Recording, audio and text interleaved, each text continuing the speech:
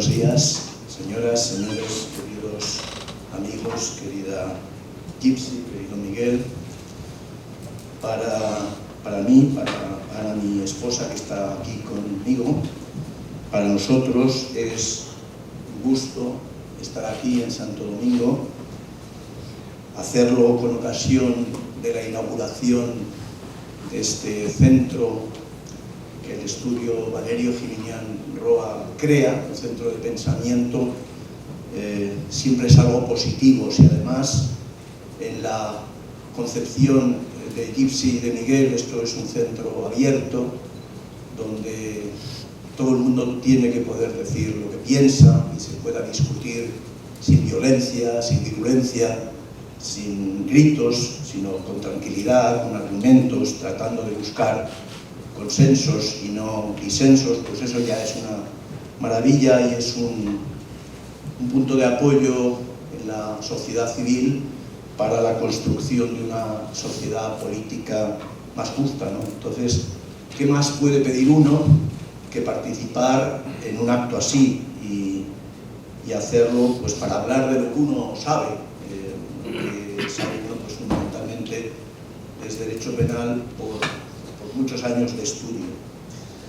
Entonces, en los próximos minutos voy a tratar de exponer algunas de las ideas generales sobre la evolución del derecho penal económico en lo que llevamos del siglo XXI y algunos de los puntos críticos que creo que tendremos que afrontar, que van a tener que afrontar los fiscales, los abogados, defensores, los jueces y al final la propia sociedad civil a través del poder político, del poder legislativo.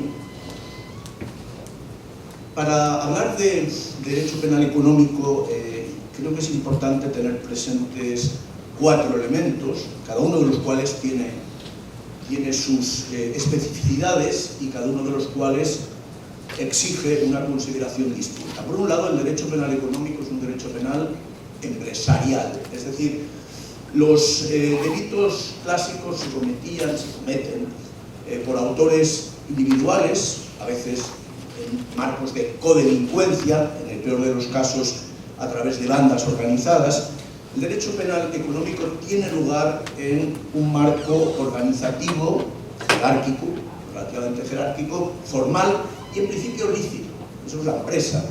En la empresa se cometen delitos cuando se cometen en un contexto de actividad económica profesional y eso va a ser relevante para lo que diré después. Por lo tanto, primer factor, la empresa como organización económica lícita y sin embargo en ella se cometen delitos.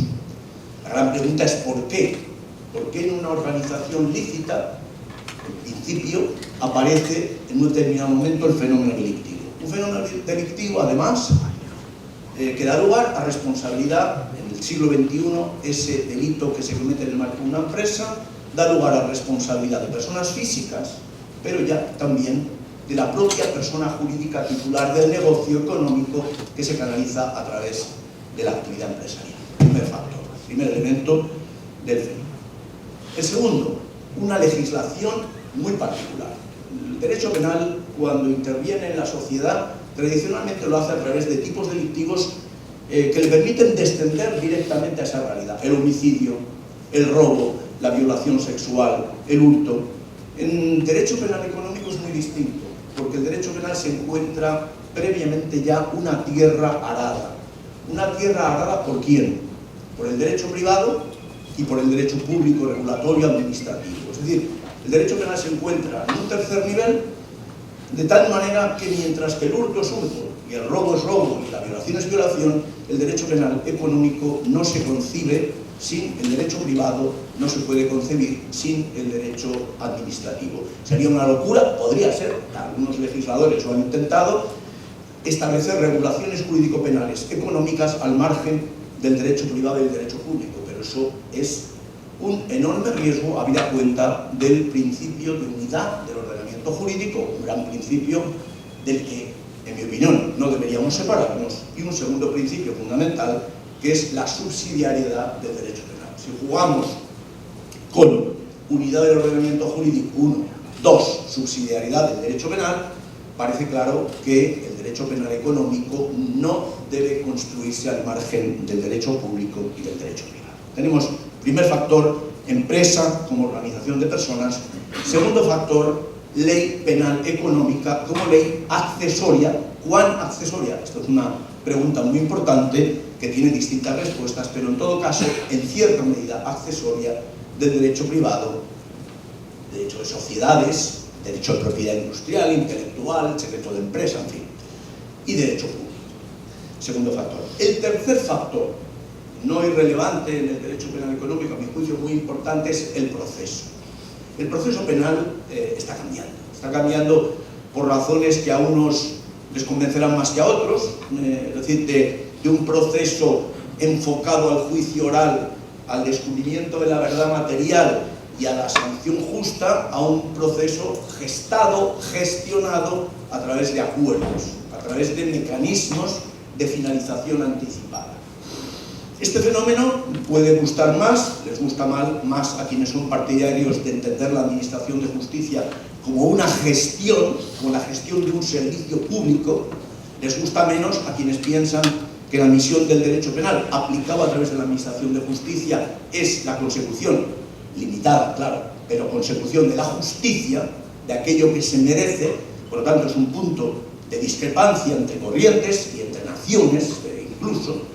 Pero lo cierto es que no podemos pensar ya en derecho penal y menos en derecho penal económico si no tenemos en cuenta que el proceso penal en todo el mundo está cambiando y que de momento quien va ganando es el proceso penal de enfoque norteamericano. Eso incluso en Europa se percibe con resistencias mayores o menores, pero se percibe. El cuarto elemento, bueno, si hay algo que distingue, que caracteriza al derecho penal en el conjunto del ordenamiento jurídico, es la intensidad de las garantías constitucionales. El derecho penal, precisamente por la gravedad de sus consecuencias, constituye un espacio de cualificada intensidad de las garantías. Muy bien, esas garantías del derecho constitucional penal, sustantivas y procesales, deben mantenerse a toda costa también en el derecho penal económico, o por el contrario, dado que el derecho penal económico es más light, ligero, digamos, podrían no serlo. ¿Y qué decir del derecho penal, de la responsabilidad penal de las personas jurídicas? ¿Rige el derecho a no autoincriminarse con respecto a una persona jurídica? ¿Y cómo se incrimina o no se autoincrimina una persona jurídica? La presunción de inocencia de la persona física se puede trasladar sin más a una presunción de inocencia de la persona jurídica. ¿Cómo operamos en todo este sentido? Bueno, a mi juicio, estas son los cuatro ingredientes fundamentales del plato del derecho penal económico contemporáneo. Entonces, en los minutos que sigue y dentro de una razonable autorrestricción, voy a tratar de comentar algunos de los problemas que plantean los cuatro factores. El primero, la organización empresarial. ¿Qué es lo peculiar de la organización jerárquica empresarial? Como agrupación de personas, de trabajo, capital, medios, en fin. Bueno, no es necesario ser experto en organización de empresas para decir que la orientación fundamental de esa organización es el lucro. La empresa económica tiene como criterio rector el lucro. Clásicamente, estoy refiriendo al siglo XVIII, siglo XIX y siglo XX, la orientación al lucro es algo que se contempla de modo exclusivamente positivo. La búsqueda del lucro por los agentes económicos, se dice, va a contribuir al progreso social. Cada uno, de alguna manera, la mano invisible de Adam Smith, ¿no? Cada uno busca su interés y, como por arte de magia, ese interés buscado individualmente por cada uno produce beneficio social. Finales del siglo XX, principios del siglo XXI, cambia radicalmente la percepción social global, con todas las excepciones que ustedes quieran, pero cambia la percepción. La empresa no solo tiene dimensiones positivas, sino que la actividad empresarial se empieza a ver también como una libertad peligrosa. Finales del siglo XX se hace hincapié en los peligros derivados de la actividad económica. Primero son las catástrofes naturales, son los delitos ambientales, son, por supuesto, los accidentes nucleares, son los accidentes biotecnológicos. Esa es la primera llamada de atención que empieza a efectuarse, digamos, en los años 80, 90 del siglo pasado. El siglo XXI nace con un gran problema en Occidente, que es la crisis financiera derivada de las hipotecas subprime en Estados Unidos. Y a esos riesgos ambientales se les empiezan a añadir los riesgos financieros. De cuidado, porque resulta que la persecución del lucro no solo está produciendo efectos positivos, sino que está produciendo efectos sociales negativos y a veces muy negativos, catastróficos, irreparables. Y cuando esto se produce, el Estado tiene que aparecer para rescatar, para reconstruir, es decir, para apagar los incendios que ha generado el sistema económico. Eso es un cambio radical en la forma de percibir la empresa, que genera, digamos, múltiples instrumentos jurídicos, pero entre ellos lo que hace es ir activando de una forma muy acelerada la legislación penal económica, en aspectos como los mencionados y en otros, y además la progresiva judicialización de la actividad empresarial. En lo que se refiere a la organización empresarial, lo que ha puesto de relieve la investigación acerca del comportamiento humano en estructuras jerárquicas es que cualquier organización humana tiende a producir, la interacción humana en estructuras organizadas, jerárquicas, etc., tiende a producir sesgos, es decir, errores de percepción. El que entra en la organización genera sesgos de conformidad, uno tiende a adecuarse. Bueno, yo estoy en esta empresa, acabo de entrar, todo es muy bonito, todo parece maravilloso, qué bien me encuentro, tiendo a adaptar mi comportamiento a lo que veo allí dentro. Una vez que tengo esa primera impresión, tiendo a no cambiarla.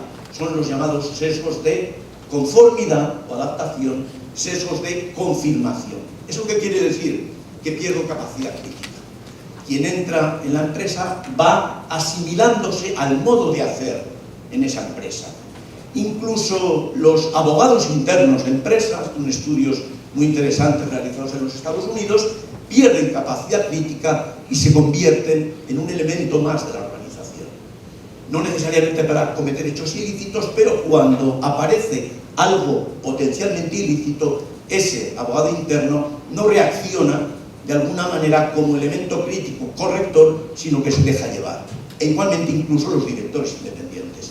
Los directores independientes habían sido una figura de alguna manera inventada en la gobernanza de las empresas en Estados Unidos, luego en Europa, como elemento crítico. Bueno, pues incluso los directores independientes acaban perdiendo capacidad crítica. En resumen, en las estructuras jerárquicas se obra, cuando llega el caso, peor de lo que uno obraría individualmente. Uno tiene más capacidad crítica como persona individual que la que alcanza como miembro de una administración pública, de una estructura empresarial, etc. ¿Cómo hacer frente a este problema, a esta, digamos, menor capacidad crítica con respecto al entorno eventualmente delictivo? Bueno, pues la doctrina y la jurisprudencia en derecho penal han construido lo que en la teoría del derecho penal denominamos una posición de garante de los directores, de los gerentes. Los directores y los gerentes son, en principio, con todas las limitaciones que hay que establecer derivadas de la teoría del delito, pueden ser responsables de los hechos delictivos que se cometen en las estructuras organizadas, porque en ellas hay un factor de obediencia, hay un factor de fungibilidad de las personas y un factor de cierta incluso predisposición al delito que tiene que generar esa responsabilidad de los superiores.